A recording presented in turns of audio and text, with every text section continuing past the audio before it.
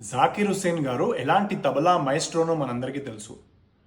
ఒక కాన్సర్ట్లో ఆయన తబలా మీద గుర్రాలు పరిగెడుతున్నప్పుడు గిట్టల నుంచి వచ్చే శబ్దాన్ని ప్లే చేస్తారు. ఆ సౌండ్ని ప్లే చేయడమే కష్టం అంటే అలాంటి పద్యం రాయాలంటే ఆ ప్రయోగమే మన జొన్నవిత్తుల రామలింగేశ్వరరావు గారు చేశారు. ఇలాంటివి పాసిబుల్ అవ్వాలంటే కళ మీద ప్యాషన్ ఉంటే సరిపోదు, పిచ్చి ఉండాలి. కాన్సెప్ట్ ఏంటంటే వెంకటేశ్వర స్వామి గుర్రం వాహనం మీద ఎక్కుతారంట.